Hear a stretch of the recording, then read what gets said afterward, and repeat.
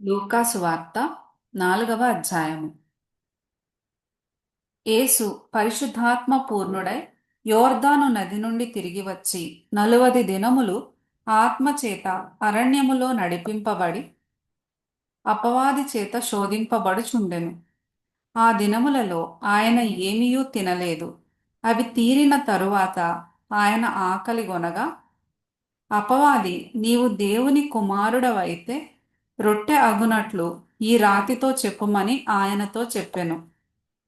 అందుకు యేసు, మనుష్యుడు రొట్టె వలన మాత్రమే జీవించడు అని వ్రాయబడి ఉన్నదని వానికి ప్రత్యుత్తరం ఇచ్చెను. అప్పుడు అపవాది ఆయనను తీసుకొని పోయి భూలోక రాజ్యములన్నిటినీ ఒక నిమిషములో ఆయనకు చూపించి, ఈ అధికారమంతయు ఈ రాజ్యముల మహిమయు నీకిత్తును. అది నాకు అప్పగింపబడి ఉన్నది. అదెవనికి నేను ఇయ్యగోరుదునో వానికిత్తును. కాబట్టి నీవు నాకు మ్రొక్కితివా, ఇదంతయు నీదగునని ఆయనతో చెప్పెను. అందుకు యేసు, నీ దేవుడైన ప్రభువునకు మ్రొక్కి ఆయనను మాత్రము సేవింపవలెను అని వ్రాయబడి ఉన్నదని వానికి ప్రత్యుత్తరం ఇచ్చెను. పిమ్మట ఆయనను యెరూషలేమునకు తీసుకొని పోయి దేవాలయ శిఖరమున ఆయనను నిలువబెట్టి, నీవు దేవుని కుమారుడవైతే ఇక్కడ నుండి క్రిందికి దుముకుము. నిన్ను కాపాడుటకు నిన్ను గూర్చి తన దూతలకు ఆజ్ఞాపించును. నీ పాదమెప్పుడైనను రాతికి తగులకుండా వారు నిన్ను చేతులతో ఎత్తికొందురు అని వ్రాయబడి ఉన్నదని ఆయనతో చెప్పెను. అందుకు యేసు, నీ దేవుడైన ప్రభువును శోధింపవలదు అని చెప్పబడి ఉన్నదని వానికి ప్రత్యుత్తరం ఇచ్చెను. అపవాది ప్రతి శోధనను ముగించి కొంతకాలము ఆయనను విడిచిపోయెను. అప్పుడు యేసు ఆత్మబలముతో గలిలయకు తిరిగి వెళ్ళెను. ఆయనను గూర్చిన సమాచారము ఆ ప్రదేశమందంతటా వ్యాపించెను. ఆయన అందరి చేత ఘనత నొంది వారి సమాజ మందిరములలో బోధించుచూ వచ్చెను. తరువాత ఆయన తాను పెరిగిన నజరేతునకు వచ్చెను. తన వాడుక చొప్పున విశ్రాంతి దినమందు సమాజ మందిరములోనికి వెళ్ళి చదువుటకై నిలుచుండగా, ప్రవక్త అయిన యెషయా గ్రంథము ఆయన చేతికి ఇయ్యబడెను. ఆయన గ్రంథము విప్పగా, ప్రభువు ఆత్మ నా మీద ఉన్నది, బీదలకు సువార్త ప్రకటించుటకై ఆయన నన్ను అభిషేకించెను. చెరలోనున్న వారికి విడుదలను, గ్రుడ్డివారికి చూపును కలుగునని ప్రకటించుటకును, నలిగిన వారిని విడిపించుటకును, ప్రభువు హితవత్సరము ప్రకటించుటకును ఆయన నన్ను పంపియున్నాడు అని వ్రాయబడిన చోటు ఆయనకు దొరకెను. ఆయన గ్రంథము చుట్టి పరిచారకునికిచ్చి కూర్చుండెను. సమాజ మందిరములోనున్న వారందరూ ఆయనను తేరి చూడగా, ఆయన, నేడు మీ వినికిడిలో ఈ లేఖనము నెరవేరినదని వారితో చెప్పసాగెను. అప్పుడందరూ ఆయనను గూర్చి సాక్ష్యమిచ్చుచు ఆయన నోట నుండి వచ్చిన దయగల మాటలకు ఆశ్చర్యపడి, ఈయన యోసేపు కుమారుడు కాడా అని చెప్పుకొనుచుండగా, ఆయన వారిని చూచి, వైద్యుడా, నిన్ను నీవే స్వస్థపరచుకొనుము అను సామెత చెప్పి, కపెర్నహూములో ఏ కార్యములు నీవు చేసితివని మేము వింటిమో ఆ కార్యములు ఈ నీ స్వదేశమందును చేయుమని మీరు నాతో నిశ్చయముగా చెప్పుదురనెను.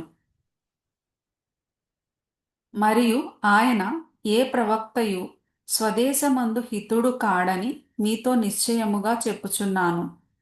ఏలియా దినముల యందు 3 ఏండ్ల 6 నెలలు ఆకాశము మూయబడి దేశమందంతటను గొప్ప కరవు సంభవించినప్పుడు ఇశ్రాయేలులో అనేక మంది విధవరాండ్రుండినను, ఏలియా సీదోనులోని సారెపతు అను ఊరిలో ఉన్న ఒక విధవరాలి యొద్దకే గాని మరి ఎవరి యొద్దకును పంపబడలేదు. మరియు ప్రవక్త అయిన ఎలీషా కాలమందు ఇశ్రాయేలులో అనేక కుష్ఠరోగులుండినను, సిరియా దేశస్థుడైన నయమాను తప్ప మరి ఎవడునూ శుద్ధి నొందలేదని నేను మీతో నిశ్చయముగా చెప్పుచున్నాను.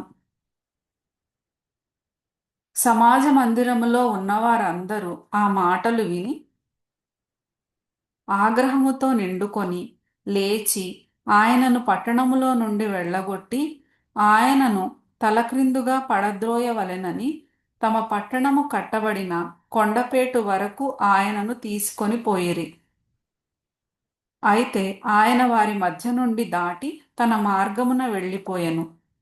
అప్పుడు ఆయన గలిలయలోని కపెర్నహూము పట్టణమునకు వచ్చి విశ్రాంతి దినమున వారికి బోధించుచుండెను.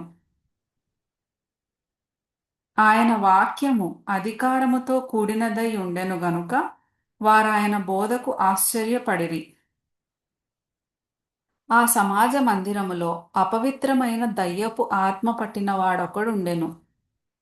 వాడు, నజరేయుడవైన యేసు, మాతో నీకేమి? మమ్ము నశింపజేయ వచ్చితివా?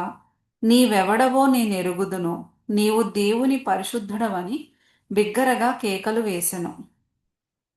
అందుకు యేసు, ఊరకుండుము, ఇతనిని వదలిపొమ్మని దానిని గద్దింపగా దయ్యము వానిని వారి మధ్యను పడద్రోసి వానికి ఏ హానియూ చేయక వదిలిపోయెను. అందుకందరూ విస్మయమొంది, ఇది ఎట్టి మాట! ఈయన అధికారముతోనూ బలముతోనూ అపవిత్రాత్మలకు ఆజ్ఞాపింపగానే అవి వదిలిపోవుచున్నవని ఒకనితోనొకడు చెప్పుకొనిరి. అంతటా ఆయనను గూర్చిన సమాచారము ఆ ప్రాంతములందంతటను వ్యాపించెను. ఆయన సమాజ మందిరములో నుండి లేచి సీమోను ఇంటిలోనికి వెళ్ళెను. సీమోను అత్త తీవ్రమైన జ్వరముతో పడియుండెను గనుక ఆమె విషయమై ఆయన యొద్ద మనవి చేసుకొనిరి. ఆయన ఆమె చెంతను నిలువబడి జ్వరమును గద్దింపగానే అది ఆమెను విడిచెను. వెంటనే ఆమె లేచి వారికి ఉపచారము చేయసాగెను. సూర్యుడస్తమించుచుండగా నానావిధ రోగముల చేత పీడింపబడుచున్నవారు ఎవరెవరి యొద్ద నుండిరో వారందరూ ఆ రోగులను ఆయన యొద్దకు తీసుకొని వచ్చిరి. అప్పుడు ఆయన వారిలో ప్రతివాని మీద చేతులుంచి వారిని స్వస్థపరచెను. అంతేకాక దయ్యములు నీవు దేవుని కుమారుడవని కేకలు వేసి అనేకులను వదిలిపోయెను. ఆయన క్రీస్తు అని వాటికి తెలిసి ఉండెను గనుక ఆయన వాటిని గద్దించి వాటిని మాటాడనీయలేదు. ఉదయమైనప్పుడు ఆయన బయలుదేరి అరణ్య ప్రదేశమునకు వెళ్ళెను. జనసమూహము ఆయనను వెదకుచు ఆయన యొద్దకు వచ్చి తమ్మును విడిచిపోకుండా ఆపగా ఆయన, నేనితర పట్టణములలోనూ దేవుని రాజ్య సువార్తను ప్రకటింపవలెను, ఇందు నిమిత్తమే నేను పంపబడితినని వారితో చెప్పెను. తరువాత ఆయన యూదయ సమాజ మందిరములలో ప్రకటించుచుండెను.